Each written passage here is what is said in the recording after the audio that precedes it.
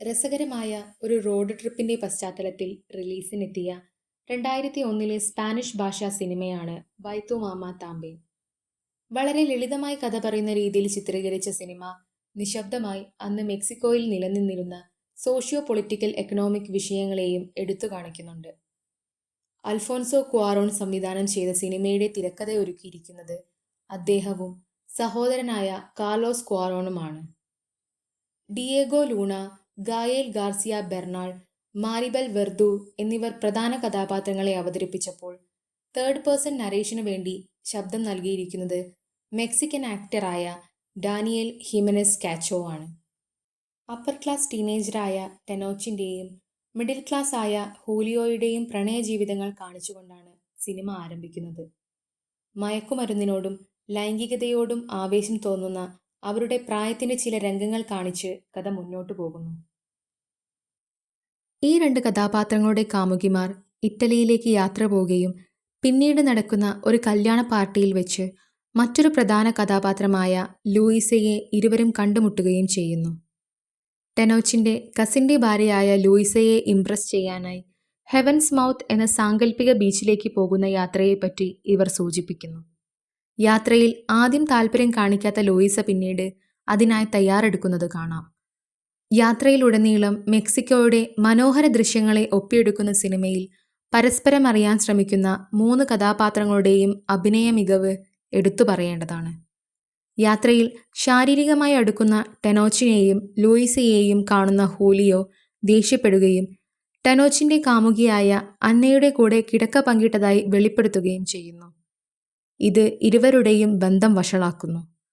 അതിനുശേഷം നടക്കുന്ന കഥാസന്ദർഭങ്ങൾ യാത്രയെ സാരമായി ബാധിക്കുന്നതായി ശ്രദ്ധിച്ച ലൂയിസയാണ് പിന്നീടങ്ങോട്ടുള്ള യാത്രയുടെ നിയമങ്ങൾ ഉണ്ടാക്കുന്നത്. ദിശ തെറ്റി ഒരു ബീച്ചിന്റെ അരികിലെത്തുന്ന ഇവർ പിന്നീട് തങ്ങളുടെ സൗഹൃദം വീണ്ടെടുക്കുന്നതായി കാണാം. എന്നാൽ തങ്ങൾ എത്തിച്ചേർന്നിരിക്കുന്ന ബീച്ചിന്റെ പേര് ഹെവൻസ് മൗത്ത് തന്നെയാണെന്ന് അവർ മനസ്സിലാക്കുന്നുണ്ട്. ഡോക്യുമെന്ററി ചിത്രീകരണത്തിന് കൂടുതലായി ഉപയോഗിച്ചു വരുന്ന ചില സാങ്കേതിക രീതിയാണ് സിനിമയിലുള്ളത്. ദൃശ്യങ്ങളെ സ്വാഭാവികമായി ചിത്രീകരിക്കാൻ വേണ്ടി കൂടുതലും വൈഡ് ആംഗിൾ ഷോട്ടുകളാണ് ഉപയോഗിച്ചിരിക്കുന്നത്. സിനിമയുടെ ഭൂരിഭാഗവും റോഡ് യാത്രകളായതുകൊണ്ട് തന്നെ കഥാപാത്രങ്ങളിലേക്ക് മാത്രം ശ്രദ്ധ ഒതുങ്ങിപ്പോകാതെ പ്രകൃതിയിലേക്കും മറ്റു മനുഷ്യരിലേക്കും ക്യാമറ കണ്ണുകൾ നീളുന്നുണ്ട്. ക്ലാസിസത്തിന്റെ വ്യക്തമായ വേർതിരിവുകളുള്ള രണ്ട് കഥാപാത്രങ്ങളാണ് ടെനോച്ചും ഹൂലിയോയും. പക്ഷേ പരസ്പരമുണ്ടാക്കിയ ചില നിയമങ്ങളും ലഹരിയോടും ലൈംഗികതയോടുമുള്ള താല്പര്യവുമാണ് ഇരുവരെയും ഉറ്റ സുഹൃത്തുക്കളാക്കി തീർത്തത്. സൗഹൃദത്തിൽ അവർ പരസ്പരമുണ്ടാക്കിയ നിയമങ്ങൾ ഒരിക്കലും പാലിക്കപ്പെട്ടില്ല എന്ന അറിവിൽ നിന്നാണ് അവർക്കിടയിൽ തർക്കങ്ങൾ ഉണ്ടാകുന്നത്. ഈ അവസരത്തിലെ രണ്ടുപേരുടെയും പക്വതയില്ലാത്ത പെരുമാറ്റത്തെ തിരുത്തുന്നത് ലൂയിസയാണ്.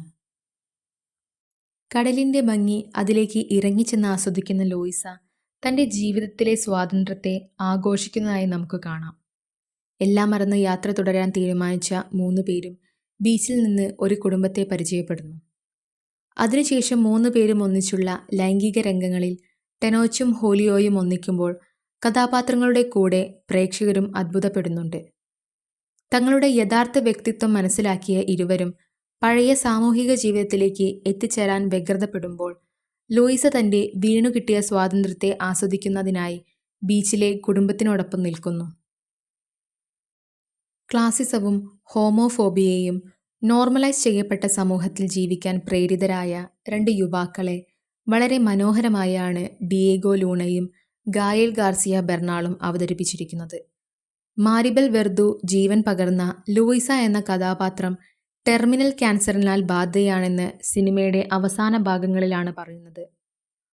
ആ ഒരു രഹസ്യം വെളിപ്പെടുത്തുന്നതിലൂടെ ലൂയിസ എന്ന കഥാപാത്രത്തിന്റെ ജീവിതത്തിൽ ഇത്തരമൊരു യാത്രയുടെ ആവശ്യകത മനസ്സിലാക്കി തരുന്നു.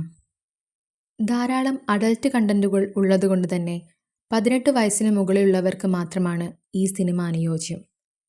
കമ്മിങ് ഓഫ് ഏജ് റോഡ് ഫിലിമിൽ ഉൾപ്പെടുത്താവുന്ന വൈത്തു മാമ താമ്പേൻ തീർച്ചയായും എല്ലാ സിനിമാ പ്രേമികളും കണ്ടിരിക്കേണ്ട ഒന്നാണ്.